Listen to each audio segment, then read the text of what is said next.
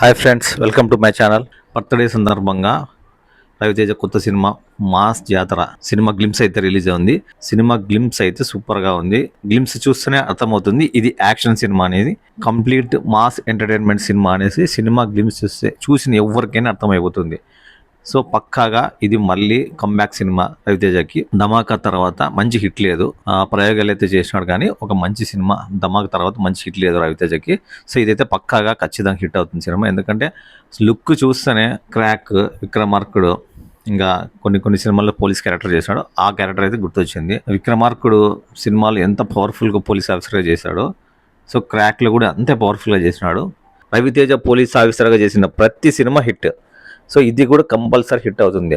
ఎందుకంటే మాస్ అంటేనే రవితేజ అంటేనే మాస్. ఆ సినిమా పేరు కూడా ఇప్పుడు అదే మాస్ జాతర అని పెట్టుకున్నాడు. జాతర అంటేనే మాస్, ఇంకా మాస్ జాతర అంటే సూపర్గా ఉంటుంది. ఒక పక్క పవర్ఫుల్ పోలీస్ ఆఫీసర్, ఇంకో పక్క చూస్తే పిచ్చ కామెడీ. అసలుకి బ్రహ్మానందం రవితేజ కామెడీ హైలైట్ అంటే హైలైట్. అసలుకి కొన్ని సీన్స్ ఉన్నాయి, రవితేజ తప్ప ఇంక ఎవరు ఈ సీన్స్ చేయలేరు. ఈ విక్రమార్కుడు సినిమా తమిళ్లో, హిందీలో రీమేక్ చేసి తీసినారు, కానీ రవితేజ నటించినట్లు ఎవరు నటించలేదు. ఆ క్యారెక్టర్కి రవితేజనే బాగా సెట్ అయినాడని సినిమా స్టోరీ రాసిన రాజమౌళి వాళ్ళ ఫాదర్ చెప్పాడు. రవితేజ మరి ఎవరు నటించలేదు, చేయలేరు కూడా అని చెప్పాడు. సో క్రాక్ సినిమా కూడా అంతే సూపర్గా ఉంటుంది.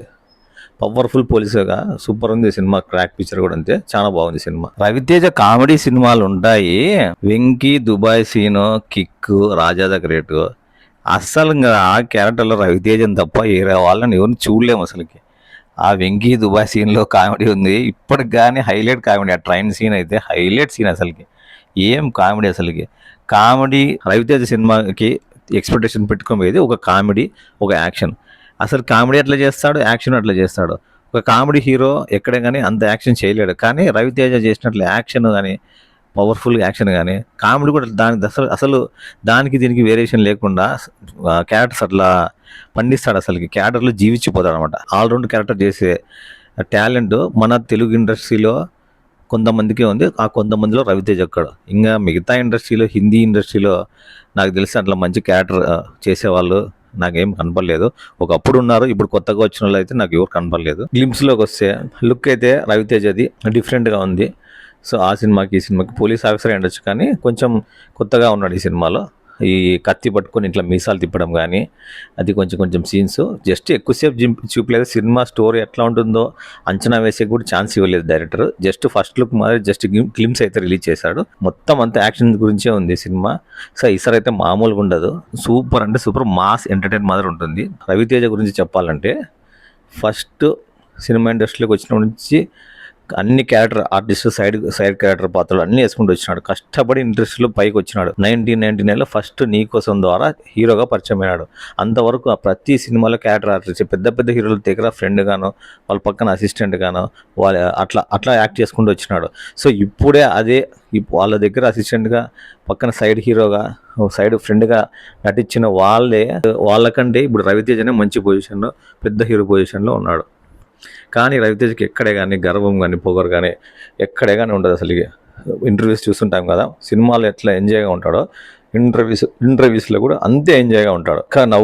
నవ్విస్తూ అందరినీ మనసులో ఏది పెట్టుకోకుండా ఉన్నట్టుగా మాట్లాడతాడు రవితేజ. ఇంకా నీకోసం తర్వాత ఇట్లు శ్రావణి సుబ్రహ్మణ్యము, అవును వాళ్ళు ఇష్టపడ్డారు. తర్వాత వచ్చిన సినిమా ఈడియట్ నుంచి వెనక్కి తిరిగి చూసుకోలేదు కెరీర్లో. ఇంకా అన్ని వరుసగా హిట్లే, ఇంకా వరుస పెట్టి హీరో క్యారెక్టర్ తప్ప ఎక్కడెక్కడ చేయలేదు. ఈ మధ్యలో కొంచెం చిరంజీవి పక్కన చేశాడు, అక్కడక్కడ పెద్ద హీరోల పక్కన కొంచెం సైడ్ చేశాడు.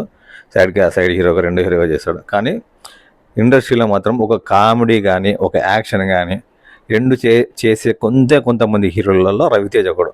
కామెడీ చేసే పిచ్చ కామెడీ. ఇంకా రవితేజ సినిమాకి చూడాలంటే ఒక యాక్షన్, ఒక కామెడీనే. కామెడీ ఎంత బీభత్సంగా చేశాడు, యాక్షన్ కూడా చింపి పడేస్తాడు. ఇంకా పవర్ఫుల్ పోలీస్ క్యారెక్టర్ అంటే రవితేజ సూపర్ అంటే సూపర్గా ఆ క్యారెక్టర్లోకి ఇన్వాల్వ్ అయిపోతాడు అనమాట. సో ఈ సినిమా కూడా అట్లే ఉంటుంది. కంపల్సరీ చాలా రోజుల తర్వాత మంచి హిట్ పడుతుంది రవితేజకి. రవితేజ గారు కొత్త డైరెక్టర్లని, మ్యూజిక్ డైరెక్టర్ని పరిచయం చేయడంలో ముందుంటారు. ఆ సినిమా హిట్ అవుతుందా పోతుందా అనేది పట్టించుకోడు. కొత్తగా వచ్చిన ఇండస్ట్రీలోకి పరిచయం చేయాల. వాళ్ళు ఒకప్పుడు నేను కూడా ఇలా వచ్చిన వాడినే కదా, అందుకోసం వాళ్ళని కూడా పరిచయం చేయాలనే ఉద్దేశంతో అతని సినిమా హిట్ అవుతుందో లేదని పక్కన పెట్టేసి వాళ్ళకి పరిచయం చేస్తాడు. అట్లా పరిచయం చేయించిన వాళ్ళలో డైరెక్టర్లు ఈ పొద్దు టాప్ డైరెక్టర్లో ఉన్నారు. మ్యూజిక్ డైరెక్టర్ తమన్ కిక్ సినిమాకి ఫస్ట్ సినిమా అనుకుంటా, కిక్ సినిమా. అతను లైఫ్ ఇచ్చినాడు. ఇప్పుడు తమన్ ఎక్కడో ఉన్నాడు, అసలుకి మంచి టాప్ మ్యూజిక్ డైరెక్టర్ లిస్ట్లో ఉన్నాడు అనమాట. బర్త్డే రోజు వచ్చిన గ్లిమ్స్ అయితే సూపర్గా ఉంది.